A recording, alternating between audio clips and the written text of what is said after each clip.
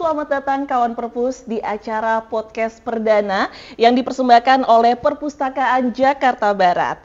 Selamat datang di Bilik Perpus Podcast, bincang literasi terkini di perpustakaan. Bersama saya Rauda Sabila yang akan menjadi host hari ini, dan saya tidak sendiri, sudah hadir Bapak Kepala Dinas Perpustakaan dan Kearsipan Bapak Firmansyah.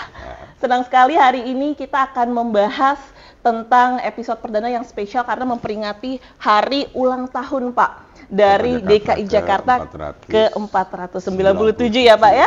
Tentunya sangat menarik sekali, dan siapakah sih narasumber yang juga pastinya akan menemani kita yang paling tahu tentang Jakarta, yang paling menguasai ibu kota pada zamannya. Tentunya sudah bersama kami kedua narasumber kita, Bapak mantan wali kota hari ini, alhamdulillah apa kabar? Bersama dengan Bapak Dr. Andes Haji Burhanuddin MM. Siap, Burhan. Bapak Burhan. Kemudian sudah hadir di sini Bapak Insinyur Haji Mas Joko Ramadan. Selamat datang. Assalamualaikum. Senang banget hadir di sini.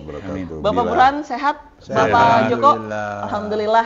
Ini adalah mantan wali kota Jakarta Barat yang telah hadir di sini untuk bisa menemani bincang kita hari ini, karena memang program ini episode perdana Pak, program dari Bilik Perpus Podcast. Insya Allah ini akan jadi usaha kita semua untuk bisa meningkatkan minat dan literasi masyarakat untuk membaca, apalagi dengan format digital. Betul, senang banget ya Pak Firman ya. Ini tokoh-tokoh besar kita. Yes. Ya, ini bukan senior-senior kami di sini. Bagaimana Jakarta Barat menjadi maju ke kekinian itu berkat beliau lah yang mengawali itu. Pastinya. Ya, di antara dua nih tokoh ya yang mau pernah berkiprah di Jakarta Barat. Utamanya beliau lah yang menjadi penguasa, menjadi pemangku, mengatur masyarakat Jakarta Barat sehingga Jakarta Barat lebih baik ke depan. Betul sekali. Pasti Bapak Firman juga sudah mengenal baik. Oh, itu senior saya. Para senior yang luar biasa. Benar. Sebagai kepala dinas hadir di sini juga menemani perbincangan kita, karena memang kurang lebih 2 hari lagi Jakarta akan berulang tahun. Betul. PR-nya makin ramai Pak. Insya Allah. Sudah padat sekali. Ya, jadi senang banget khususnya tentang Jakarta Barat, dan juga kita akan membahas bagaimana sih kita ajak kembali ke masa-masa periode Bapak. Mungkin masih ada sedikit memori karena sudah cukup lama ya Pak ya. Hampir 12 tahun saya. Bapak juga hampir 12 tahun. 12 tahun. Kemudian Bapak Burhanuddin 10 tahun. Dan menariknya Pak Firman, Bapak Joko yang terlebih dahulu menjabat kemudian langsung digantikan oleh Bapak Burhan. Jadi pastinya ada cerita yang kurang lebih akan sinkron ya. Kita kakak adik. Ini proses kesinambungan kepemimpinan yang harus dilanjutkan sehingga alur daripada pemimpinan daerah ini berkesinambungan. Ya kan? Luar biasa. Menjadi suatu proses yang terus maju dan terus maju. Kita lihat bahwa Jakarta Barat ini kan punya area cukup luas dan dinamika sosial ekonominya juga berbagai multikultural kan begitu. Nah, nanti kita pengen tahu nih ya pengalaman beliau mimpin Jakarta Barat nih. Luar biasa, betul sekali Pak Firman. Tapi mungkin biar lebih enak nanti ngobrolnya, kita mau tahu juga aktivitasnya, mungkin kayaknya hobi-hobi olahraga terlihatnya Mungkin kita bisa tahu dulu setelah selesai dari menjabat pada saat itu ya wali kota, kemudian pasti ada aktivitas lain ya Pak. Pak Firman sendiri bagaimana nih aktivitasnya apa ya? Kalau saya aktivitasnya ya saya masih sebagai kepala dinas, berarti masih harus bagaimana memicu dan memacu kayak gerakan literasi terutamanya nih di kalangan perpustakaan supaya maju ke depan, karena biar bagaimanapun kita harus menyiapkan generasi ke depan yang multi literate kan gitu ya. Karena kita lihat Pak Burhanuddin ini luar biasa. Beliau sebagai pamong juga, sebagai ustadz juga beliau. Tokoh masyarakat. Jadi aktivitasnya berdakwah juga. Berdakwah juga. Pak Joko ini praktisi dan dia teknokrat. Beliau dari ITB, ya kan. Beliau juga aktif di dunia olahraga, kan begitu. Nah, makanya ini tokoh-tokoh yang jadi panutan kami sebagai junior gitu. Ya sudah mengenal dekat, sudah enak ya, jadi ada yang langsung menceritakan aktivitas Bapak. Tapi ada tambahan Pak aktivitasnya selain itu, Pak Joko? Ya, saya alhamdulillah, saya sekarang masih diberikan ini oleh gubernur waktu itu Pak siapa dulu, bukan di bawahnya, di atasnya Pak Ahok, di bawahnya Pak Ahok tuh. Pak Jarod ya. sebagai ketua Yayasan Korpri. Yayasan Korpri. Alhamdulillah Pak Firman juga waktu itu masih masuk anggota Yayasan Korpri. Siap. Karena Yayasan Korpri itu potensial banget, asetnya besar. Sampai sekarang kalau dikonversi sekitar puluhan ratusan miliar. Tapi sekarang masih kita belum bisa mengambil alih karena waktu itu ada oknum kepala Yayasan Korpri yang ketuanya itu ada yang digadaikan, ada yang dijual dan lain. Tapi mudah-mudahan saya sebagai ketua Yayasan Korpri akan mencoba mengambil alih aset-aset yang sudah terjual, yang sudah tergadaikan. Sekarang sudah hampir sekian persen lah. Sudah ini. Ketua, saya juga sebagai wakil ketua PWJ. Iya, Perkumpulan Predatama Jaya. Nah, biar kawan-kawan perpus tahu nih. Oh, itu ya singkatannya ya. Saya juga mewakili Pak Eri mengumpulkan para pensiun Pemda DKI yang kebetulan sekretariatnya di Margaguna. Alhamdulillah saya Pondok Indah ya Pak ya? Di Margaguna Pondok Indah Radio Dalam. Alhamdulillah saya bisa membantu Pak Eri untuk mengumpulkan para pensiun karena para pensiunan di DKI ini hampir puluhan ribu, hampir 75.000. Hampir 75.000. 75.000. Iya, beliau juga sebagai wakil juga. Sedangkan kondisi PNS sekarang tinggal 60.000. Iya, sekarang 70.000, begitu potensial sekali. Betul. Jadi alhamdulillah mungkin bisa para pensiun kan tidak mungkin akan hilang. Betul. Pemikiran bisa membantu untuk beraktualisasi diri ya. Institusi-institusi yang masih ada, ya dia bisa ngambil cara ini. Lalu kedua, saya olahraga juga. Hobinya olahraga apa, Pak? Saya umur sudah 71 tahun. 71 tahun ya? Tapi olahraga masih aktif? Saya masih tenis sampai seminggu 2 kali. Lagi viral tuh Pak di kalangan anak-anak Gen Z. Iya, artis segala artis-artis ya. Ini Raffi Ahmad geng juga. Lalu goes masih. Goes, Bapak kenal goes juga ya? Goes, hampir setiap hari, hampir 10 kilo lah tiap hari. Terus jalan di GBK untuk mempertahankan fisik saya. Wah, kalau nggak gitu ya kita akan fisiknya akan menurun. Tapi alhamdulillah dengan umur 71 tahun masih sehat. Luar biasa ini doa spiritnya. Dari teman-teman semua. Di luar hobi Pak Joko. Di luar hobi ya. Pak Joko punya anak berapa, cucu berapa sekarang? Oh, saya putra 3. Ada 1 laki, 2 perempuan. Tapi yang 1 istrinya dokter gigi, anaknya 2, tapi dia di wira swasta karena dia senang band, padahal dia sarjana ekonomi. Gitu. Tapi dia nggak ini, jadi dia punya studio dan ngelola aset-aset yang ada. Lalu yang kedua perempuan. Perempuan, dia tadinya di bank, suaminya pamong juga, sekarang jadi camat Tambora, namanya Holly.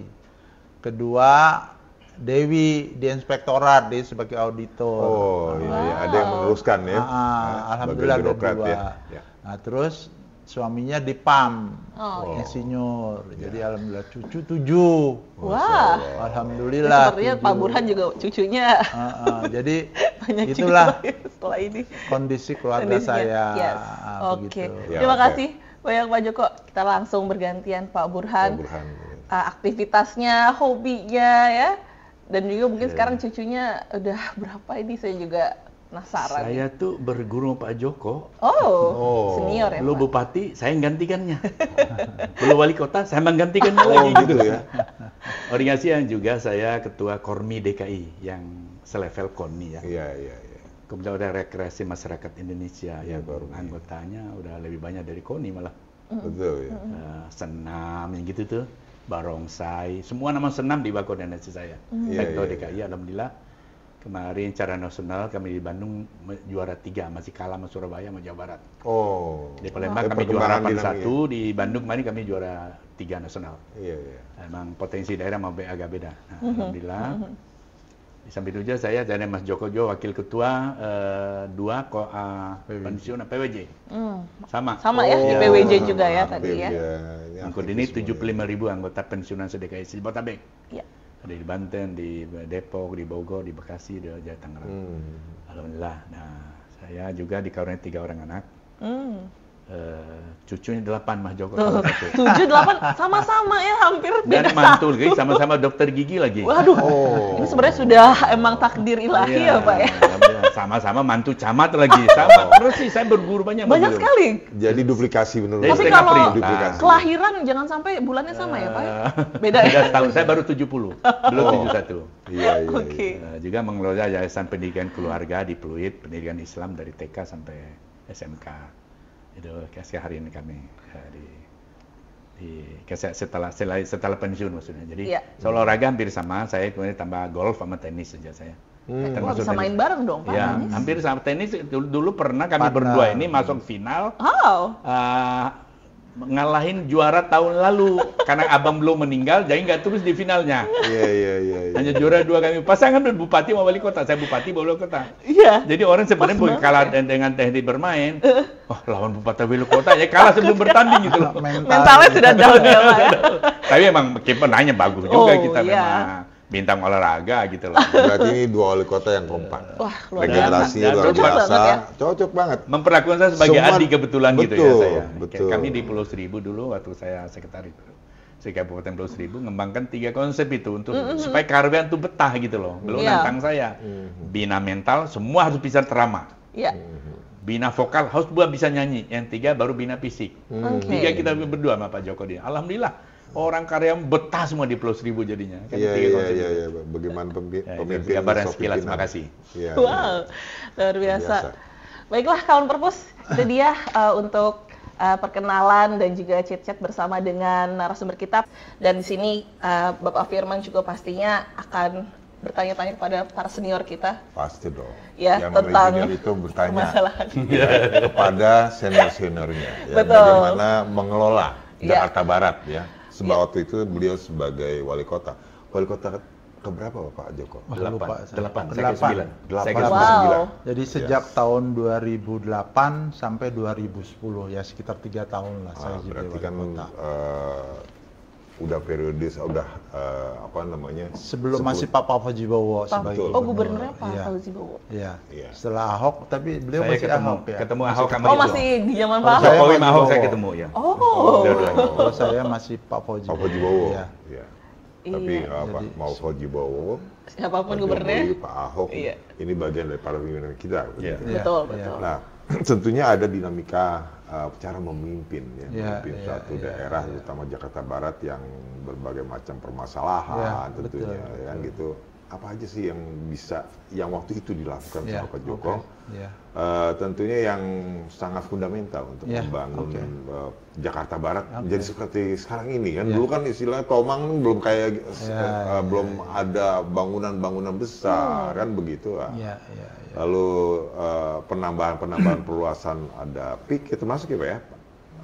PIK Utara ya. Bagian barat ini kan luar biasa perkembangan kota. Silakan Pak. Oke, terima kasih Pak Firman. Mungkin saya akan menceritakan dulu. Saya menjadi wali kota Jakarta Barat sejak tahun 2008 sampai 2010. Setelah dilantik oleh Pak Fauzi Bowo, saya menjabat sebagai wali kota. Saya mengidentifikasi permasalahan yang ada di wali kota waktu itu setelah saya menjabat. Pertama dari pemerintahan, saya mengidentifikasi. Kedua dari infrastruktur. Ketiga dari sosial budaya dan sosial ekonomi. Yang lebih ini prioritas adalah pertama infrastruktur. Ya, infrastruktur waktu itu Jakarta Barat itu rawan banjir. Rawan banjir. Pak almarhum siapa? Suryadi. Bukan yang wali kota yang meninggal, Pak Fajar Panjaitan itu beliau mengalami banjir yang begitu dahsyatnya. Saya mencoba dengan institusi yang terkait yang berkompetensi di bidang itu mengidentifikasi kenapa ini banjir. Akhirnya beberapa area dibuat catchment area, ya mana ada daerah yang banjir, di situ kita memakai sistem polder. Tapi alhamdulillah waktu saya menjabat tidak ada banjir sama sekali waktu itu, karena mungkin juga karena hujan juga tidak lebat. Itu berapa titik tuh Pak? Ada beberapa titik polder, banyak sekali, 3 atau 4 titik. Yang kebetulan Kasudinya adalah Pak Herianto waktu itu. Oh gitu ya. Jadi bukan hanya polder-polder, tapi saluran-saluran penghubung segala macam kita akan kuras. Lalu kedua, kita tahu juga Jakarta Barat itu rawan kebakaran. Oh, karena rapat-rapat. Iya, padat ya. Terutama di Kecamatan Tambora. Oh, iya. Saya mengidentifikasi karena memang rawan kebakaran akibat daripada listrik, korsleting. Dengan rapatnya itu kebetulan ada transisi dari voltase 110 menjadi 220. Iya. Nah, kita mengundang Tambora, waktu itu saya rapat koordinasi, camat kita undang, lurah kita undang, lalu RW yang rawan kita undang, lurah supaya membuat mapping daerah rawan-rawan kebakaran tersebut. Rawan-rawan itu diidentifikasi, ALKI, PLN kita undang pemadam kebakaran. Tapi alhamdulillah setelah kita identifikasi, kita sosialisasikan supaya jangan memakai kabel yang sesuai dengan voltase, karena masih memakai kabel 110. Hampir sebulan 2-3 kali kebakaran di Tambora, di Jakarta Barat itu, karena memang rapat dan memang instalasinya nggak bagus. Tapi alhamdulillah setelah kita adakan koordinasi PLN, ALKI dan lurah dan tokoh-tokoh masyarakat, akhirnya kita adakan penertiban segala macam, menurun Pak, alhamdulillah. Itu dari rawan dari infrastruktur. Lalu rawan kemacetan. Jakarta pasti identik Jakarta macet. Barat juga. Khususnya Jakarta akhirnya Barat. ada beberapa program kita yang kantor wali kota depannya itu waktu menurut ke arteri itu kecil, masih 7 meter kalau nggak salah, cuma 2 mobil. Akhirnya ada beberapa anggaran yang anggaran perubahan kita rubah. Kita membebaskan jalur antara depan wali kota sampai ke arteri. Wali kota baru nih Pak ya? Wali kota baru, alhamdulillah terbebaskan. Sampai sekarang existing, jadi alhamdulillah antara kantor Jakarta Barat sampai ke arteri itu lancar. Tadinya macet sekali. Macet sekali karena bottleneck gitu ya. Lalu kedua saya juga mencoba jalan Ketapang sampai ke Kota Tua waktu itu. Jalan tembus. Karena memang yang jalan Hayam Wuruk Gajah Mada sudah nggak mapan lagi, jadi sering macet. Tapi kita sudah merencanakan segala macam. Akhirnya karena saya sudah pensiun jadi nggak diteruskan. Tapi alhamdulillah kalau itu terjadi, ya itu lepas. Jadi membantu jalan Hayam Wuruk Gajah Mada bisa dari Ketapang langsung ke Kota Tua sejajar. Sayang banget itu nggak terrealisir. Senang itu dengan jalurnya. Sampai sekarang begitu. Sampai sekarang tidak terrealisir, sayang banget. Saya salah satu rencananya tuh Pak. Itu rencana karena memang itu jalan terobosan banget dari Ketapang lurus straight sampai ke Kota Tua itu sejajar Hayam Wuruk Gajah Mada. Paralel. Jadi kita bisa memakai itu jadi jalan alternatif. Sayang tuh nggak ini. Padahal saya sudah identifikasi segala macam. Lalu dari aspek sosial budaya. Kebetulan saya survei ke paling utara sekali, Kecamatan Kalideres kalau nggak salah Pak ya. Adalah Kamal, Lurah Kamal, waktu itu keluar Kamal Pak Munjirin itu. Saya sana kebetulan ada bakti sosial dari Adiaksa, saya ngobrol-ngobrol tentang warga, Pak mohon bantuan dong Pak, saya nih belum punya buku nikah. Kasihan anak-anak saya tidak punya akte kelahiran. Kaget saya. Saya sebagai pamong ini strategis banget gini, ini pembangun manusianya ya. Akhirnya saya rapatkan lurah camat sama KUH segala macem. Kita undang Pak, coba kita buat program gerakan perkawinan massal. Coba identifikasi. Apa yang membuat buku nikah sampai tidak ada itu Pak? Ya karena dulu mungkin karena nikah belum ada itu. administrasi yang Tapi lebih ya? dampaknya tidak adanya buku nikah. Anak-anak yang ini tidak punya akte kelahiran. Dia tidak bisa sekolah. Iya repot. Ya. Alhamdulillah dengan gerakan nikah massal ya ribuan masuk ke koran segala macam. Jadi tiap kelurahan itu ada nikah massal oleh penghulu-penghulu. Dia berterima kasih sekali, alhamdulillah dampak daripada nikah massal itu akhirnya anak-anaknya mendapat akte kelahiran, dia bisa sekolah. Itu dampaknya bukan main itu. Nikah massal berapa orang tuh pasangan? Ribuan Pak, ribuan. Mungkin Pak Burhan tahu ingat itu. Saya sampai ada gerakan gitu karena merasa saya sebagai pamong harus berbuat gitu loh. Sayang banget gitu loh ya. Lalu masalah pembangunan ekonomi, saya melihat pasar-pasar, karena saya melihat masyarakat menengah ke bawah. Dia ke pasar tidak ke mall, tapi ke pasar-pasar tradisional. Pasar tradisional itu tidak ditata dengan baik oleh PT Pasar Jaya, oleh ini. Akhirnya saya mencoba masuk ke pasar-pasar untuk menata. Pedagang kering, pedagang basah harus dipisahkan. Jangan digabung ya Pak. Jangan digabung, ini lucu. Supaya ada zona nyaman. Iya, lalu jangan sampai ada senggol antara itu. Jadi sempit kan, akhirnya ditata. Alhamdulillah beberapa pasar akhirnya direhab. Itu juga menuju mendapatkan adipura. Arab itu. Jadi ada karena pasar-pasar juga dinilai kan gitu. Tapi alhamdulillah saya menjabat sebagai wali kota berturut-turut dapat adipura. Jadi dari aspek kebersihan, ketertiban segala macam dapat. Jadi ada beberapa yang saya programkan dari aspek infrastruktur. Yang prioritas adalah tadi rawan banjir, lalu macet, lalu pembangunan manusia juga ya. Itu luar biasa itu. Saya dalam periode 3 tahun ya Pak? Ya 3 tahun. 3 tahun saya bisa berbuat itu. Mudah-mudahan Pak Burhan waktu itu juga bisa meneruskan. Penasaran nih Pak Burhan. Alhamdulillah dari aspek pemerintahan saya tidak nyentuh karena sudah sistemnya sudah terbentuk ya. Bangsa ya udah jalan lah ya, jadi nggak terlalu saya justru menuju dari infrastruktur, pembangunan manusianya, pembangunan ekonomi. Jadi alhamdulillah 3 aspek itu, tapi saya cuma 3 tahun ya, sedikit waktu, akhirnya saya tidak banyak berbuat apa-apa. Tapi 3 tahun sudah luar biasa Pak Firman. Iya, capaiannya sudah luar biasa.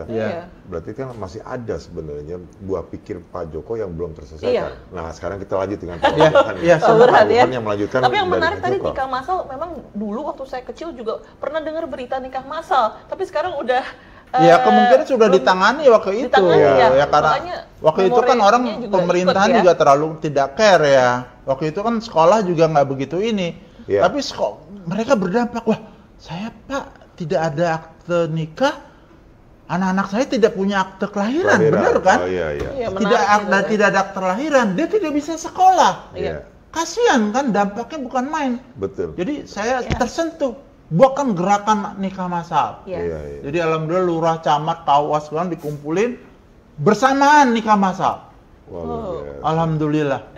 Itu men-trigger ya supaya orang tertib administrasi betul. Dan dilanjutkan oleh Pak Burhan ya. Coba kita dengar Pak Burhan. Saya belajar banyak dari Pak Joko.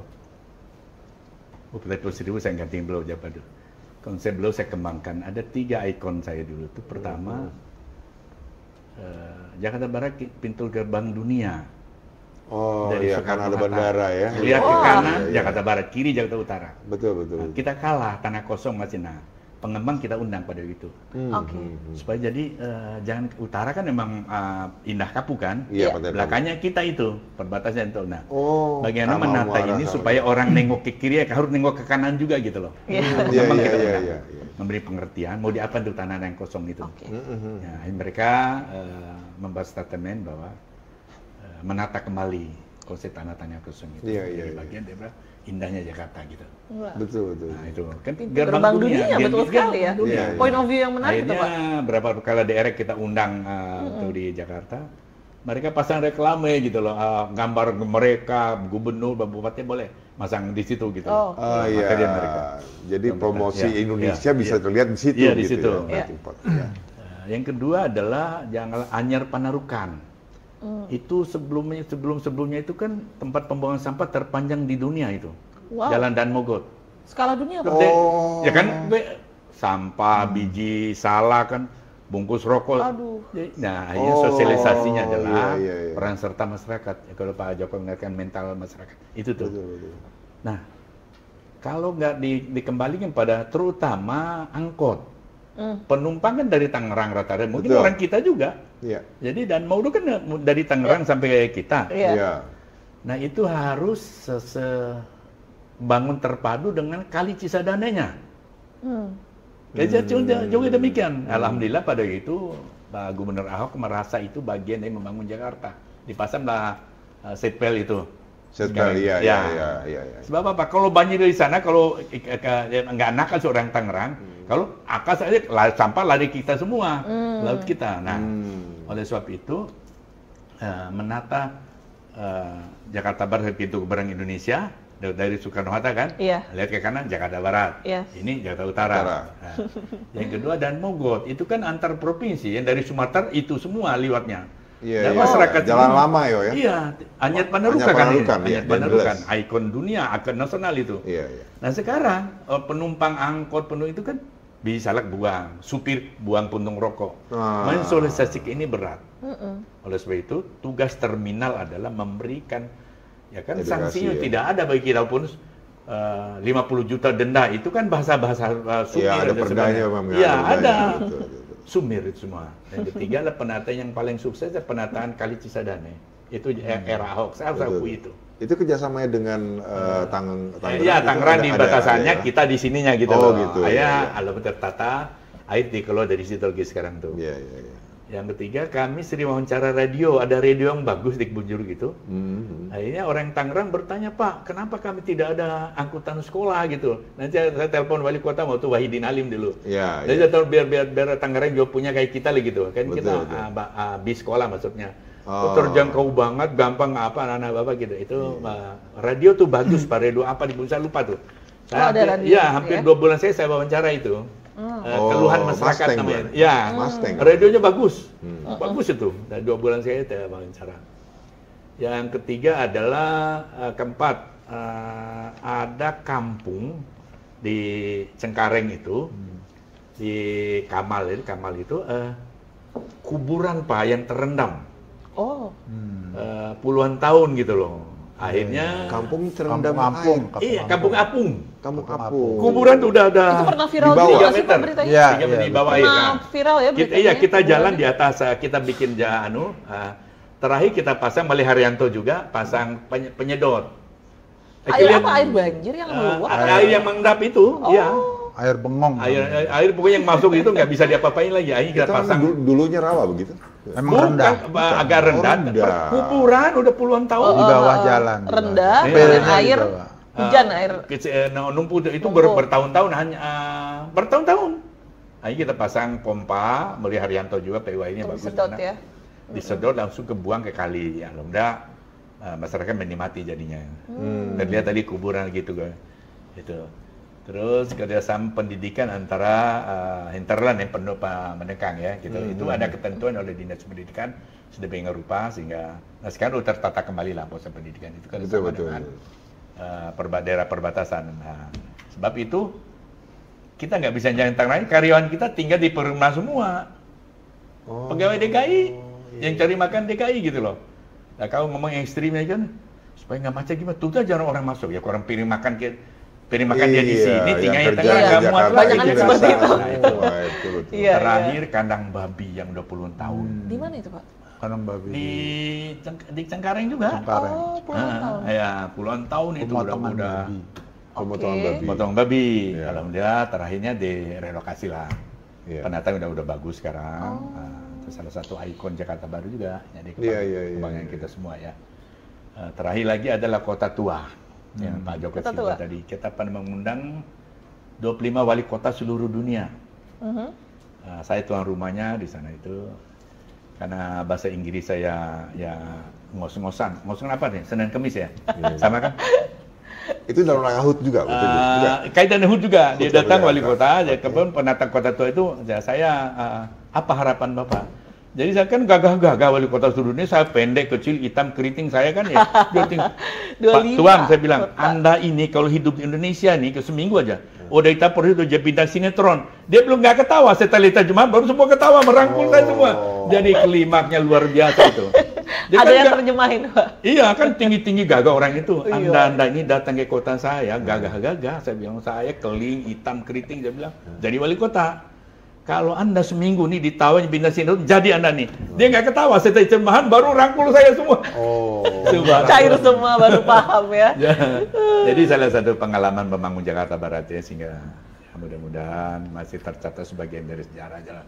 Wah, ini yang luar biasa ya, pengalaman 2 wali kota yang berkesinambungan. Nyerahin ke saya jabatannya. Iya. Jadi saya terusin aja. Jadi ada tambahan berarti kan. dari saya. Jadi apa yang buah pikiran dari Pak Joko ini Saya ngambiaskan semua. Dilanjutkan. Pak Joko ada tambahan lanjutan Iya, dari infrastruktur. Infrastruktur ya. Ada keluhan dari masyarakat kalau nggak salah ada industri blue jean Kebun Jeruk. Kebun Jeruk, Kecamatan Kebun Jeruk. Oh. Itu merusak lingkungan, mengalami degradasi banget. Iya. Karena dia blue jean. Jadi dia membuat blue jean. Oh. Pencucian blue jean ya. Berdampak kepada lingkungan menurun. Oh, pencemaran. Itu salah satu air karya saya juga pencemaran itu. air sumur. Jadi pertama dia mengambil sumur dalam. Masyarakat di sana akhirnya nggak kebagian. Iya. Kedua pencemaran. Cucian-cuciannya langsung dibuang ke kali. Kecil lagi ya? Tidak mengalami proses daur ulang. Iya. Nah, saya mencoba mengundang industri bujin, lurah camat kita undang, PAM kita undang. PAM waktu itu kita undang. Ini masalahnya kenapa? Pak, saya nggak dapat air PAM. PAM mahal. Lalu saya mohon banget, saya akan tutup industri bujin Anda dalam sekian bulan. Kalau Anda tidak melakukan, pertama kamu harus pelanggan PAM. Tidak mengambil air tanah dalam. Akhirnya saya potongin semua sumber dalamnya itu. Dia mengambil PAM. Saya mohon juga PAM ada sedikit kebijaksanaan. Turunkan harga. Jangan industri biasa. Oh gitu. Ya. Home industri sih. Home industri. Jadi industri, tidak kena harus KM, pelanggan biasa. Jadi menurunkan. Ya. Kedua, Anda treatment sebelum Anda buang ke kali. Betul. Jadi alhamdulillah setelah saya adakan itu, penertiban segala macam mengalami turunan. Nah, itu salah satu yang itu kan apresiasi oleh Pak Fauzi Bowo. Oh itu gitu. mana tadi Pak? Kebun Jeruk. Kebun Jeruk, Kecamatan Kebun Jeruk. Itu ada industri rumahan tapi satu rumahan kampung tapi gitu. kampung itu. Jadi siapa yang pertama kali tahu? Bukan Kebun Jeruk, Kecamatan Kebun Jeruk. Udah puluhan tahun. Jadi rusak lingkungan banget. Masyarakat sudah ngeluh. Pak, saya tidak kebagian air. Sungai itu biru. Iya, blue jeans ya. Akhirnya saya dengan keluhan masyarakat, saya mencoba melihat, ternyata benar industri. Saya undang di kelurahan, tokoh masyarakatnya, saya undang industri jinnya, saya undang PAM.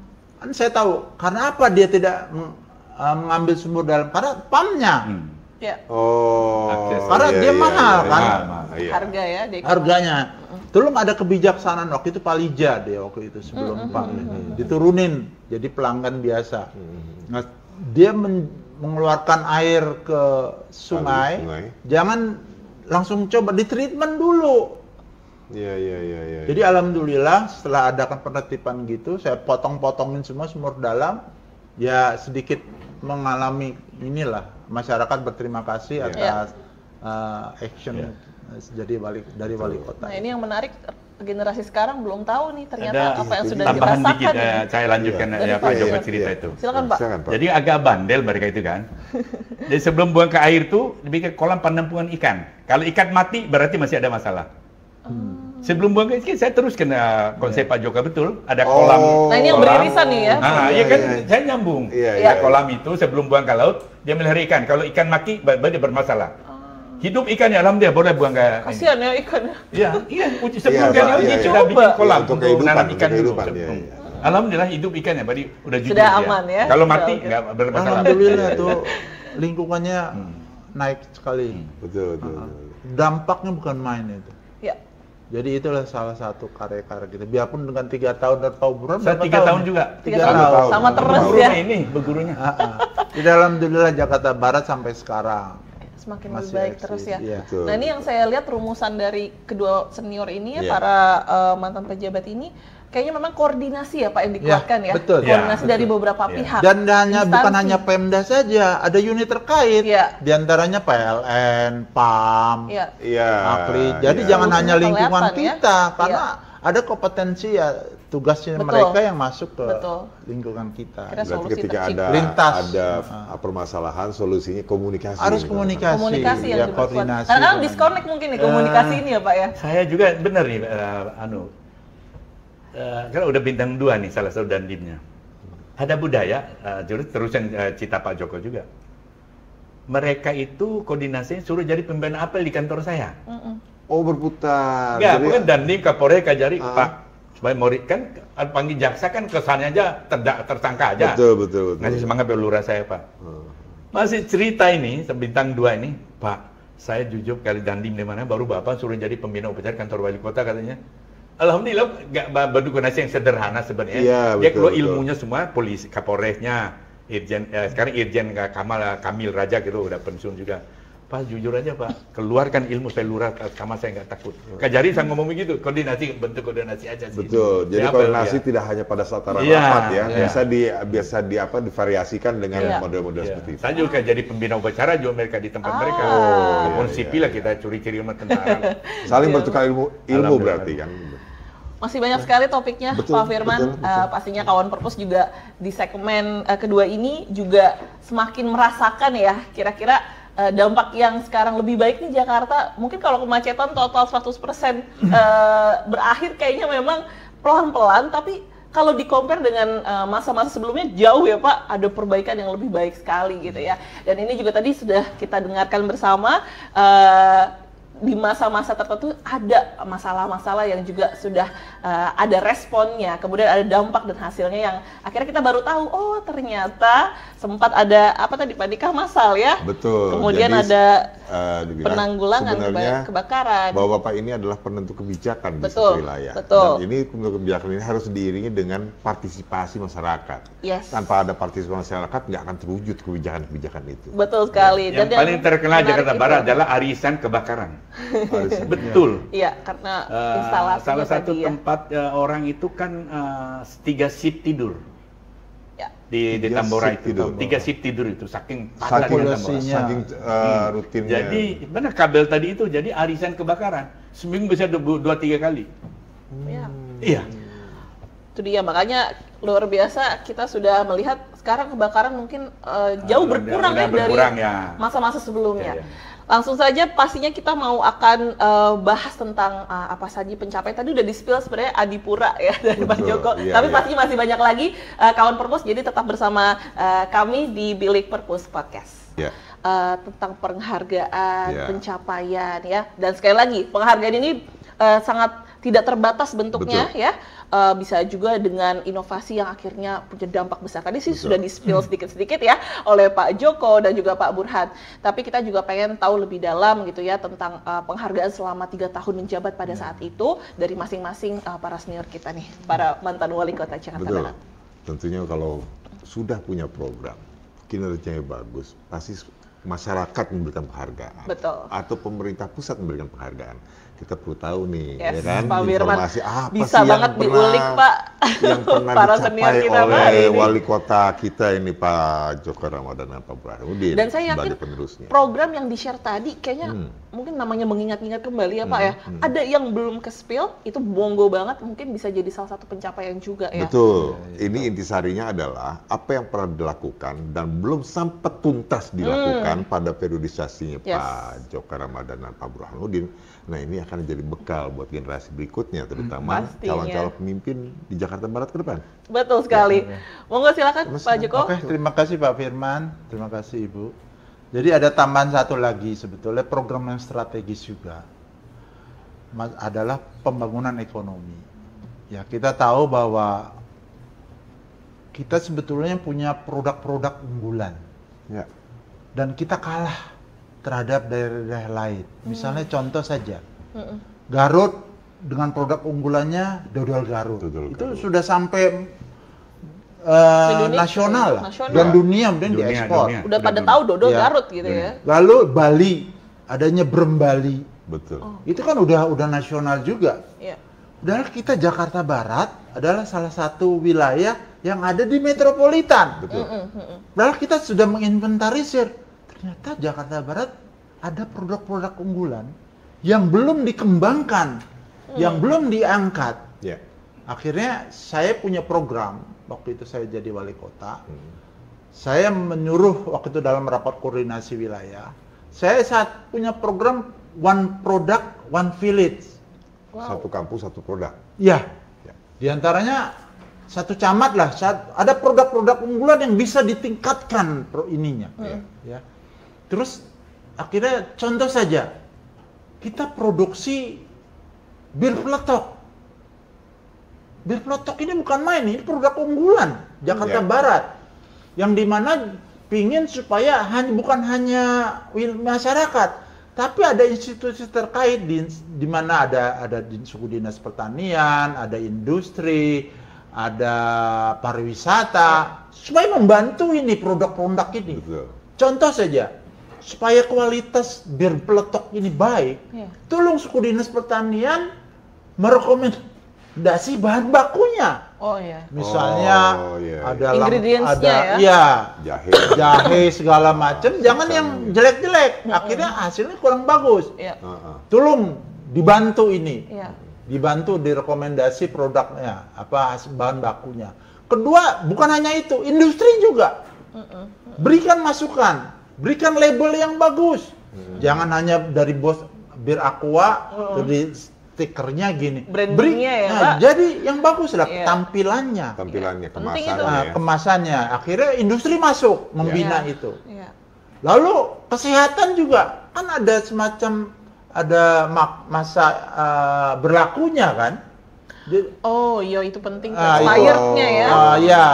Jadi ada masa berlakunya. Tolong masuk kesehatan, berikan berapa jangka waktunya ini. Berikan hasil labnya berapa hari ini bisa kerjasama dengan BP POM ya. Iya, POM sama kesehatan. Terus pariwisata juga, kamu jangan diam. Kita banyak hotel-hotel. Ini sebagai welcome drink. Wih, nice tuh. Biasanya orange juice aja ini mungkin bir peletok nih kalau di Jakarta ya. Jadi tolong ini semua institusi yang terkait, sudin-sudin saya ini membantu mereka yang produksi yang ini supaya bangkit. Bukan hanya bir peletok saja juga saya bilang. Dodolnya juga nggak kalah sama dodol Garut. Betul nggak Pak Jajori? Nggak kalah. Betul. Dari rasa segala berbeda ya ciri khasnya. Ini juga tidak disentuh oleh kita. Tolong kita sentuh. Pak Lurah, Pak Camat, tolong dimonitor. Jangan didiamkan. Banyak lagi produk-produk yang perlu kita angkat. Yang supaya dia nanti udah nasional, dunia segala macam. Jadi itu yang saya inginkan ya, tambahan. Waktu itu situsnya di mana Pak Camat? Yang sudah tercipta gitu. Banyak, tiap kecamatan hampir ada bir peletok, tapi nggak disentuh, kurang. Jadi ya akhirnya antara penyajian penampilan bir peletok ya gitu-gitu lokal aja. Padahal kalau memang dinas pariwisata juga bisa ingin tolong ini sebagai welcome drink. Betul. Di hotel-hotel. Inisiasinya sudah muncul ya Pak. Jadi ini bir peletok rasanya padahal gini. Padahal udah ada produk kebudayaan, diantaranya adalah bagian produk-produk harusnya gitu. Jadi semua yang terkait, yang sudin-sudin di bawah wali kota itu tolong membina masyarakat yang punya produk seperti ini. Itu unggulan. Insya Allah akan menyayangi daerah-daerah yang lain, saya bilang. Pak Burhan juga pada saat itu beririsan juga programnya Pak? 86. Sama mengikuti. Saya ikuti. Saya lanjutkan itu. Nah, untuk periodisasi Pak Joko dengan kelurahan, pasti ada capaian-capaian ya tentunya gitu. Ada penghargaan dari mana, atau dari UNESCO kah, atau misalnya dari Kemendagri kah, atau dari tadi kesehatan. luar biasa itu ya, ada yang produk itu ya. Jadi sesuatu yang jadi kebanggaan. Ya alhamdulillah ya, dari pemerintah pusat, dari aspek kebersihan dan ketertiban. Saya selama wali kota 3 tahun ini mendapatkan Adipura terus-menerus. Karena saya benar-benar memperhatikan dari kebersihannya. Hampir tiap minggu kita adakan kerja bakti segala macam.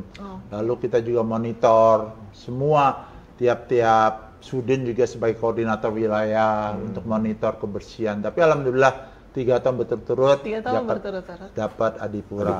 Ya mudah-mudahan Pak Burhan juga seperti itu. Pak Burhan? Ada satu kebanggaan saya, yaitu awal dibukanya pelayanan terpadu. Kebanggaan dari KPK, salah satu terbaik nasional. PSPT. 2010. PTSP ya? PTSP, pelayanan terpadu terbaik, ya. Pelayanan terpadu. Terpadu yang satu. Waktu uji coba pertama kalau itu ya. Yang kedua adalah saya ikut festival ikan hias di Taman Mini. Oh, ikan karena hias kita ini. ada situsnya di sini ya, di Jakarta Barat ya. Itu saya hadir sebagai wali kota perintah gubernur. Ternyata ikan cupang dunia ini 75% punya kita. Thailand sama Amerika meniru cantik sekali tapi tidak lincah, letoy. Bangga saya, hanya pulang dari situ. Konsep sebelumnya lambang Jakarta Barat burung kuntul kan nggak burung kuntul kita, saya rubah. Oh iya. Jadi maksudnya saya rubah itu, bener. Ikan cupang yang terbaik itu Jakarta Barat. Jakarta di dunia itu ada Jakarta Barat. Lomba di tahun ini 75% punya kita, 2% orang Thailand sama Amerika. Pembudidayaannya ada ya sampai sekarang? Ada di belakang kantor Lurah Palmerah. Asrama polisi. Terbaik di dunia kita punya. 75% kita punya. Nah, ini yang masyarakat 25% punya Thailand negara lain. Dan emang cantik tapi tidak lincah, letoy. Yang aslinya kita punya. Akhirnya pulang dari situ, konsepnya lambang Jakarta Barat adalah dendrobium apa sih? Kembang bunga-bunga yang bunga anthurium. Ya. Anthurium. Dendrobium kita punya. Itu hanya bisa hidup bagus Jakarta Barat. Hanya Jakarta Barat. Apa ya Pak yang membuat bunga tersebut? Tanahnya itu Jakarta Tangerang itu tanah terbaik, itu cocok buat dendrobium. Di hutan sampai Kalimantan nggak cocok. Cocok Jakarta Barat. Saya jadi bangga gini tiba-tiba jadi warga Jakarta. Dendrobium kan hanya lambang Jakarta Barat. Baru ikan cupang dan semua ya kawan perpus ya. Oh, gitu. Lahirlah batik di museum kita ini. Batik Jakarta Barat tuh. Dendrobium sama kita penghargaan nasional itu gitu kan. Dendrobium hanya tumbuh bagus Jakarta Barat. Ikan cupang dunia ini di Jakarta Barat ini juga. Fun fact luar biasa. Ya, benar. Saya dapat penghargaan itu, ikan ya? cupang sama dendrobium. Anggrek dendrobium. Nah, ini harus jadi kebanggaan dari warga Jakarta Barat harusnya nih, harus disampaikan. Lambang Jakarta Barat sekarang ikan cupang dan dendrobium.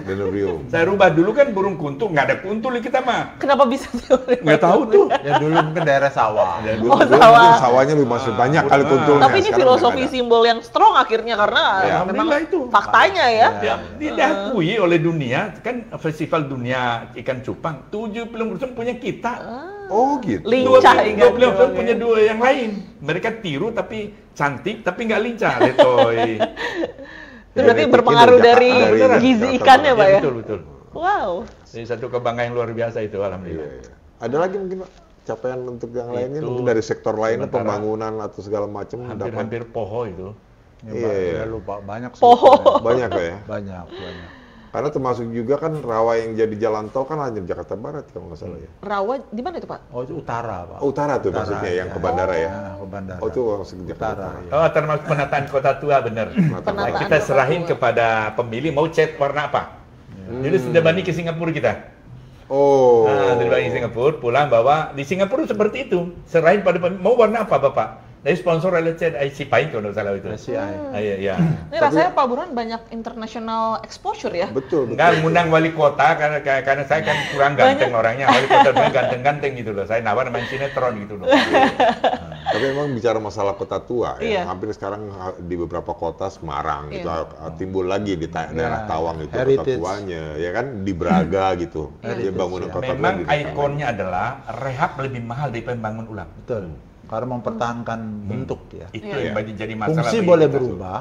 Jangan sampai hilang sebenarnya. Total berubah hilang otentiknya ya. Jadi ini di luar konteks ini mohon maaf sekali lagi nih. Sebenarnya konsep itu bagus. Kadang unsur politik yang masuk dalamnya. Jadi coba kan hotel yang sering kita sirkulasi kan mati juga itu Batavia. Jadi kan dulu kan luar biasa. Sekarang itu Senin Kemis. Ikon kita tadinya itu. Iya, penataan kalinya iya. Hotel Batavia. Tapi emang kalau ke daerah kota rasanya hawanya berbeda ya Pak ya? Iya, jadi hawa-hawa zaman-zaman ini atau politik sejarah atau apa gitu ya. Maksud saya kok ada yang hilang, mohon maaf nih, ada yang hilang. Iya. Kami dulu kan dialog dengan ahli hutannya dunia gitu ya. Pak, pohon ini akan rusak kalau tanam di sana sampai dapat ilmu seperti itu. Pak, kalau palma itu kalau dia tertutup nggak bagus, mengeluarkan penyakit malah gitu. Iya gitu kan. Palem, Pak. Iya, dan terbuka dia boleh. Ya gitu lah. Sampai ilmu kita menata kota tua seperti itu gitu. Jadi kita dapatkan ini kan undang-undang investasi dunia dan sebagainya. Ya kita cobalah pada waktu itu. Iya. Jadi harusnya pembangunan infrastruktur itu diikuti dengan kearifan alamnya begitu ya. Betul. yang saya pelajari Pak Firman ya, dari tadi kita diskusi, kayaknya eksekusinya serius ya Pak ya. Setiap hal-hal konflik kecil, isu kecil, itu dampaknya berasa, dan itu yang paling dirasakan masyarakat Pak. Dekat sekali dengan masyarakat. Akhirnya Pak Burhan, Pak Joko itu benar-benar fokus dengan hal-hal tersebut gitu. Jadi nggak usah terlalu banyak mimpi jauh segala macam, dekatin dulu apa masalahnya. Kondisi existing aja. Jadi permasalahan faktual apa itu diselesaikan segera begitu. Nah, rumusnya koordinasi, komunikasi dengan pihak terkait. Ya, pastinya kawan Perpus senang banget kita akhirnya punya banyak informasi fun fact tentang Jakarta Barat, Pak.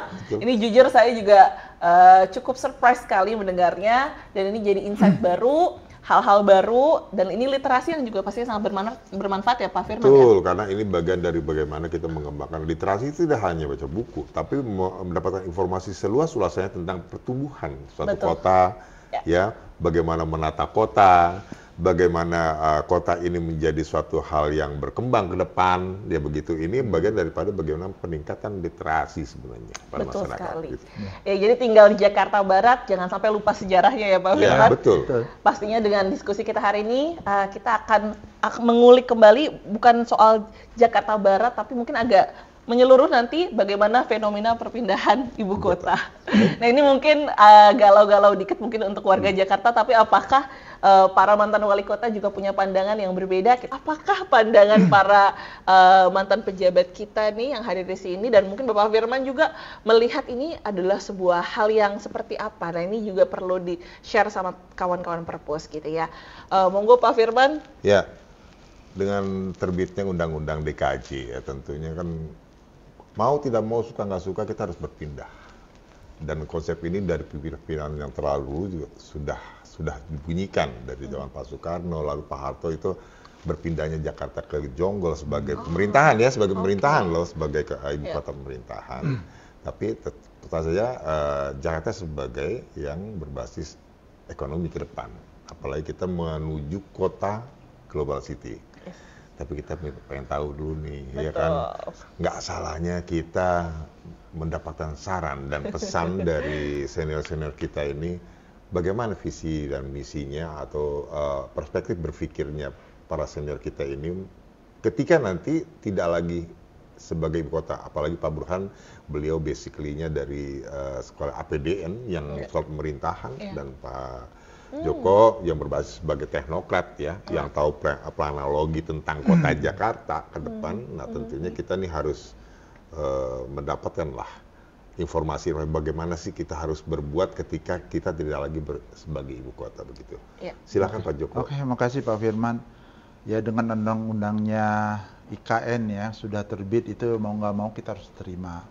Dan DKI bukan daerah khusus lagi, tapi daerah khusus Jakarta. Berarti sudah berubah. Tapi ada yang bilang DKI juga Pak. I-nya? Dahulu kala ibu kota. Dahulu kala ibu kota. Oh ya, itu tidak mau move on. Tapi dengan DKJ ini banyak perubahan sekali. Karena di mana pusat pemerintahan itu akan pindah ke Kalimantan Timur.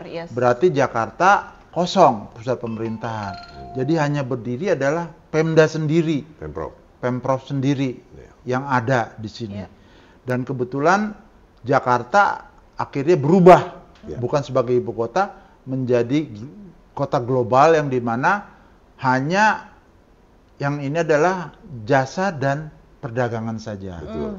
Jadi kami mohon para pejabat yang ada di Pemprov ini harus cepat mengantisipasi bagaimana dengan adanya perubahan itu. Daerah global, dan yang ada adalah jasa perdagangan dan jasa. Jadi itu adalah income kita yang harus kita gali. Berarti kita aparat harus meningkatkan pelayanannya. Ya, dari aspek kebersihan, aspek keamanan, ya, aspek semuanya harus secara holistik lah kita. Jadi mudah-mudahan aparat kita sudah berubah semua. Jadi kalau dulu kan kita masih ketergantungan pemerintah pusat mengelola Jakarta ini, ya. Tapi sekarang pemerintah sudah pusat nggak ada, adanya Pemprov sendiri yang mengelola Jakarta sebagai kota global atau kota jasa perdagangan.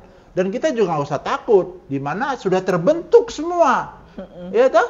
Tinggal menjalani bagaimana memelihara, meningkatkan sebagai kota jasa dan perdagangan. Nah, kami mohon ini para aparat yang duduk masih di Pemprov ini harus mengantisipasi ini, merubah perilaku, bagaimana pelayanannya, bagaimana ininya. Jadi jangan kayak dulu lagi, sudah berubah semua. Itu yang saya harapkan supaya kita aparat ini cepat mengantisipasi dengan perubahan itu. Tapi kira-kira proses adaptasinya challenging nggak tuh Pak? Loh iya, tantangan untuk dia dong. Jangan diem aja, harus inovasi. Jangan diem aja. Kadang-kadang kita aparat, dia hanya rutinitas gitu, tidak ada inovasi. Padahal sudah berubah. Ini perdagangan apa yang harus ditingkatkan? Jasa apa sudah ditingkatkan? Jasa kan banyak adanya ikon-ikon destinasi segala macam, harus ditingkatkan kualitasnya segala macam. Harus berubah itu, jasa dan perdagangan. Tolong itu harus ditingkatkan semua gitu loh. Maksud saya. Mungkin Pak Burhan ada 8 kota dunia yang pindah. 30% sukses. Yang sisa sedang berjalan. Kita kode Australia sama Malaysia apa namanya? Bukit ya. Bukit Jalil. Bukit Jalil. Bukit pokoknya. Saya udah ke sana, Canberra tuh kota mati. Kalau Anda kayak Australia, kota mati. Jam 4 sore udah sepi. Jadi Sydney itulah pusat. Nah, tetapi apapun alasannya, buat pemerintah ngambil kebijakan ini harus didukung habis. Yang jelas 30% sukses pembangunan kota, yang lain gagal. Tapi kan proses lama gitu loh. Sekali lagi para pakar berbeda pandangan tentang pindah ibu kota. Tapi sebagai warga kita terima itu sebagai konsekuensi daripada apalagi birokrat ya gitu loh. Nah, oleh sebab itu teman-teman sekalian apa yang disampaikan Pak Jokowi benar adanya gitu loh. Cuma dulu kan bukan nggak masuk janji politik, tapi wakil rakyat terhormat merestui pindah ibu kota itu gitu loh. Sebab apa? Ada geostrategi, ada geopolitik, ada psikologi juga di dalamnya itu. Kan masih diperdebatkan oleh kan, tapi aparat pemerintah mantan kita terima. Jadi kan lama ikut, saya 36 Mas Joko 40 tahun ya di pemerintahan ya. Jadi oleh sebab itu, konteks ini penyiapan diri kita untuk bersaing, untuk berkompetisi, namanya kompetisi kualitas harus dari sekarang. Apapun namanya, Jakarta tetap milikku. Jakarta kota global berjuta pesona ya. Sebagai tema HUT Jakarta ke 497. Jadi memang intinya kita harus support ya. Harus kita support, mendukung. Walaupun pakar berbeda pandang saya ini, nggak apa-apa, itu dimensi politik yang sudut pandang yang berbeda, nggak jadi masalah. Ada hal yang menarik dari Pak Joko tadi katakan bahwa mungkin ke depan nih sebagai aparatur harus bekerja keras Pak. Harus bagaimana berinovasi, bagaimana dia harus berkolaborasi, maju, menciptakan, mengkomparasikan. Pasti akan berbeda karena karena jasa dan perdagangan itu harus ditingkatkan. Berarti kalau eksistensinya ke depan ini akselerasinya cukup luar biasa, berarti kita walaupun bagaimana kita siap menghadapi tantangan itu kan.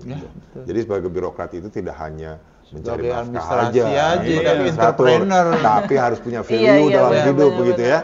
Jadi inisiatif penting nih buat para aparatur ke depan nih, generasi ke depan yang akan salah satu yang mungkin nonton kita juga Pak hari ini.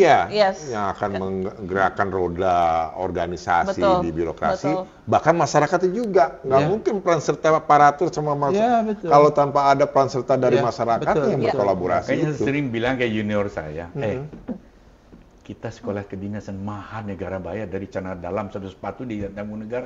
Masa cuma gitu-gitu aja? Benar itu.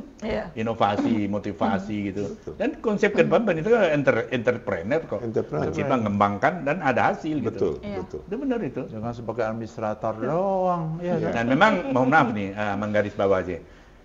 Orde Baru pengembangannya adalah kita semua ada administrator pemerintahan, pembangunan kemasyarakatan.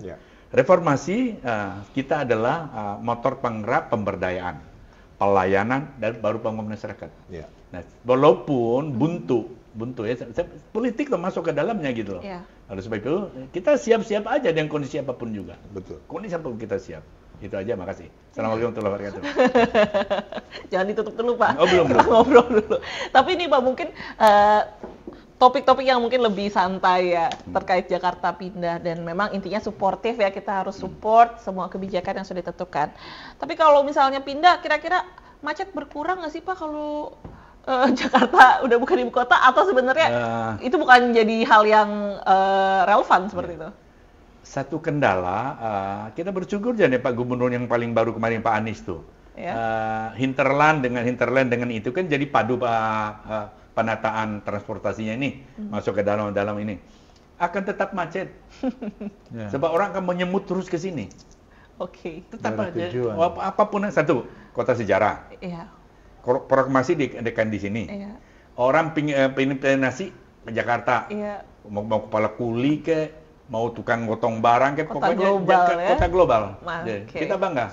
Jadi harus nanti diciptakan juga kota-kota yang juga akan menyerap juga sebenarnya sehingga tidak semuanya urban ke sini. Urban. Kan hinterland ini udah terbangun nih. Hinterlandnya penyangga. Penyangga ini. Di Tokyo itu kan lahir dari kota penyangga. Kota penyangga kita jadi sekarang Tokyo Raya kan. Nanti kita Jakarta Raya tetap aja yang terawat. Iya, nggak usah terlalu aglomerasi megapolitan. Jadi perubahan perpindahan aparat pemerintah pusat ke Kaltim itu nggak terlalu relevan dalam hal kemacetan, karena nggak terlalu banyak sih. Iya toh, perpindahan di sana juga perlu waktu juga. Iya toh, mobilisasi orang-orang itu, keluarga segala macam ke sana itu nggak banyak variabel-variabel. Beda loh, kayak misalnya perpindahan di Brazil. Ya toh, di Rio de Janeiro ya kalau nggak salah, itu kan baru kan, itu satu daratan masih. Kalau kita kan pulau, nyebrang dulu, wah bagaimana itu? Nah, sekarang sudah banyak orang-orang aparat ini, aparat pemerintah, ya Pak, tolong Pak, saya mau pindah ke Pemda. Nah, ini kan mentalnya udah nggak mau pindah. Iya, Pak, tolong Pak, saya banyak mau pindah ke Pemda. Banyak. Dinamika seperti itu ya perpindahan. Pengen pindah di Pemda, alhamdulillah lah. Karena Pemda kan stay kan? Stay gitu. Dulu rektor yang saya itu ke peralihan kanwil itu ya udah berjalan normal, tapi ini banyak yang ngambil langkah itu. Iya, akhirnya saya mau gimana pakai Pemda, Pak? Pindah ke Kaltim. Iya, karena di perintah pusat, misalnya di Departemen Keuangan, kementerian. Nah, saya mau gimana caranya Pak Tul. Jadi mereka memang nggak dengan pindah ke sana tuh masih mikir, karena bawa keluarga, bawa anak, sekolah bagaimana. Seluruh hidupnya berubah. Iya, berubah. Jadi saya kira yang perlu ada waktu juga perubahan seperti itu. Itu kalau di birokrat ya. Iya, birokrat. Kalau saya masih ada 5 tahun lagi kesempatan untuk jadi birokrat, saya mau pindah Pak, biar merasakan 2 ibu kota. Mau, Pak Firman. Insya Allah kalau Pak Firman di sana mau jadi sayangnya tinggal 5 bulan lagi. 2011 5 wali kota diundang Pak SBY ke Cikeas kami. Rumah-rumah ini. Bicara masalah ibu kota. Ini saya catat buku harian saya. Pak Gubernur, Pak Foke nih, Anda nggak bisa menata Jakarta sendiri. Insya Allah 2012, dia bilang 2012 penataan pertama Cikeas akan jadi ibu kota. Saya catat buku harian saya. Ada Pak ya? Iya, nah waktu presmen bis busway yang lewatin yang kecil, itu kan Freddy Numeri yang Menteri Perhubungan. Jenderal, mohon maaf nih, SBY janji pada 5 wali kota, saya bilang tuh, Pak Freddy tanda tangani nanya, dari mana sumbernya? Pak Freddy Numeri itu, saya duduk sampai di wali kota barat tuh, Gubernur Pak Foke juga ada, Pak janji Foke tuh kami berapa bulan yang lalu gimana Pak? Waktu saya kena nanya dia sumber duitnya, nggak jadi dipindah ke Cikeas. Benar ini benar. Tapi sebenarnya karena terlalu padat di Jakarta ya. Jadi ini sebenarnya urbanisasi alternatif. masih tinggi ya Pak? Ya. Tidak hanya urbanisasi, tapi faktanya kota kita terlalu padat. Jadi harus ada semacam mungkin itu akselerasi ya untuk membuat suatu daerah baru lagi gitu. Kita pisahkan antara bidang pemerintahan dengan bidang perekonomian. Ya, mudah-mudahan bisa sama lah, bisa akan menjadi sesuatu ke depan gitu. Kira-kira kalau ditanya apa yang akan dikenang sebagai Jakarta yang nanti tidak lagi menjadi ibu kota, Pak Joko? Nggak terlalu banyak berubah sih kalau menurut saya. Memang awalnya pun Jakarta biarpun daerah khusus ibu kota tetap sebagai jasa perdagangan. Jasa perdagangan. Nggak ada utamanya begitu. Iya, utama itu. Saya itu aja, saya udah pernah ke apa sih di Malaysia itu sama Canberra. Kota mati. Kota mati Canberra itu nggak ada apa-apanya. Pulang kantor ya sepi aja.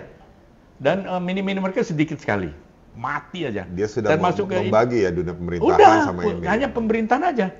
Perdagangan, jasa, ini di Sydney semua. Iya. Kayak Vietnam. Saya nggak khawatir, benar kata Pak Joko Hanoi, Ho Chi Minh ya. Ho Chi Minh. Ya. Kalau Jepang sih benar-benar hinterland itu, penyangga itu dijadikan satu kawasan jadi Tokyo Raya. Ini kan jadi Jakarta Raya, Jaya Raya itu tetap ada ini. Betul, betul. Ya. Nggak usah khawatir Nggak ada banyak perubahan, Bang. Ya. Itu dia ya kawan purpose yang lagi galau-galau ya, seperti anak-anak zaman sekarang. Asal pokoknya berapa bulan sekali kita diundang, ya ada honornya, ada enak juga sih. Ya jangan jadikan perpindahan ibu kota jadi galau. Tidak. Iya. Sebagai generasi muda harusnya siap maju, ya kan gitu. Ubah perilaku aja lah. Iya. Sebagai entrepreneur itu loh. Entrepreneurnya yang harus lebih difokusin lagi Pak karena ya. jasa perdagangan kalau kita kalah sama swasta sama ini ya gawat lah kita. Bagaimana bisa menentukan kebijakan? Wow. Ya, segala sesuatu ada hikmahnya berikutnya. Betul. Saya masih berbicara pelat merah nih ya. Padahal kan mohon maaf ya sahabat-sahabat saya kan perusahaan ilmu pemerintahan itu kan banyak di Kalimantan sana. Iya. Masih nyinyir komentar mereka juga. Tidak semua satu bahasa. Betul. Ya jadi tapi saya mencoba melihat dari sudut yang lain ya. Iya. Komentar. Tanah adat wilayah itu belum beres, belum beres. Ya, tapi undang-undang harus didukung. Harus didukung. Intinya semua pendapat yang berbeda kita dengarkan, kita hargai ya. Cuma memang paling penting adalah support ya untuk bisa terus akhirnya berjalan lancar dan pastinya ada hikmahnya tadi ya Pak Firman ya. Karena undang-undangnya sudah diterbitkan. Dan kita harus lakoni itu semuanya. Betul sekali. Gak kerasa ya kawan purpose, Pak Joko, Pak Burhan, Pak Firman udah di penghujung acara ya. Tapi memang karena kita juga memperingati HUT Jakarta ya 22 Juni, harapan dan doa ya dari pastinya yang dulu bekerja untuk Jakarta, menguasai Jakarta Barat khususnya. Mau tahu dong Pak Firman dari Pak Joko dan Pak Burhan harapan untuk Jakarta khususnya Jakarta Barat. Oke, makasih. Ya dengan adanya perpindahan ibu kota ya kita inginkan Jakarta Barat khususnya berkembang ya, dan kami mohon juga perilaku daripada para pejabat juga harus berubah, tidak sebagai administrator biasa tapi sebagai entrepreneur. Itu aja. Terima kasih. Luar biasa. Saya membaca buku Sistem Pemerintahan Indonesia Profesor Pamuji. Dia bilang affection approach, pendekatan ketulusan hati, nggak dapat dunia akhiratnya. Itu gambaran saya. Ya, luar biasa. Selalu ada sentuhan. Kata-kata bijak. Sentuhan rohani ya. Dengan Pak Burhan. Ini yang menginspirasi dua-duanya. Burhan itu kan bukti yang sah. Iya. Burhanuddin, Burhan itu bukti yang sah. Dinullah. Masya Allah. Pak Firman, monggo mungkin bisa tambahin Pak, harapan Pak untuk Jakarta, khususnya Jakarta Barat. Kalau saya dari sisi tupoksi saya sebagai Kepala Dinas Kearsipan, pertama bicara masalah literasi ini harus terus tingkatkan. Karena sebagai negara maju, kita ingat pada zaman masa Abbasiyah dulu, itu namanya ada Darul Hakim, ya perpustakaan paling besar zaman itu. Untuk menghilangkan satu peradaban pada eranya Harun al-Rashid, yang disasar oleh Genghis Khan kalau nggak salah, itu yang dihancurkan perpustakaannya. Makanya sungai Efrat, sungai Tigris itu memerah karena tintanya. Tersisa hanya 200.000 manuskrip yang ada. Kita bisa bayangkan kalau itu sisanya 200.000, berapa juta yang hilang manuskrip yang ada di perpustakaan itu. Ya karena Harun al-Rashid pada saat itu mengambil semua, menyadur semua ilmu dari Sabang, dari barat ke timur itu menjadi suatu bahasa, dialihkan ke bahasa Arab. Gitu. Berarti begitu pentingnya ilmu di dalam satu perpustakaan. Jadi kan perpustakaan sebagai epicentrum mencari sumber informasi yang akan membawa kita pada peradaban yang lebih maju lagi ke depan. Yang kedua, bicara masalah arsip. Arsip ini penting. Ya karena di dalam Quran ada ayat 282 itu berbicara masalah arsip. Segala hutang piutang segala macam harus tercatat dan dicatat, dan ini disampaikan kepada para ahli warisnya. Yang kedua adalah bahwa arsip ini penting sebagai kita merefleksi ulang kembali bahwa perkembangan peradaban kita dari mulai awal berdirinya, kalau Jakarta dari mulai hutan dulu, dari zaman kerajaan ya sampai dengan sekarang itu punya historical yang akan menjadi acuan kita untuk berkembang maju ke depan. Jadi sebagai batu loncatan untuk maju ke depan. Mungkin itu dah dari saya sebagai Kepala Dinas Perpustakaan dan Karya Sastra Jakarta. Terima kasih. Luar biasa. Boleh teman-teman semuanya yang hadir di sini di belakang juga sambil menonton kita ya. Luar biasa. Sedang episode perdana juga telah berlangsung. Dan pastinya untuk menutup, satu lagi saya mau ajak ya, untuk seluruh narasumber, Pak Firman dan saya juga, satu kata untuk... Dua kata boleh? Boleh deh, tapi yang emang semakna gitu ya Pak, saling mendukung boleh buat Pak Burhan. Untuk Jakarta. Jaya Raya. Pak Joko? Maju. Pak Firman? Jakarta terus berkembang. Salam literasi. Kalau dari saya, Jakarta adalah kekuatan. Terima kasih banyak kepada seluruh narasumber, Bapak Burhan, Bapak Joko, Pak Firman, juga kita sebagai tuan rumah di Bilik Perpus Podcast. Di episode perdana sebagai pembuka, banyak sekali fakta menarik yang juga didapatkan, insight dan juga sejarah Jakarta Barat pada khususnya. Dan pastinya tetap subscribe ya di channel YouTube kita di Perpustakaan Jakarta Barat. Dan nantikan episode berikutnya di Bilik Perpus Podcast. Dengan saya Rauda Sabila tentunya undur diri dan sampai jumpa lagi. Wassalamualaikum warahmatullahi wabarakatuh. Waalaikumsalam warahmatullahi wabarakatuh.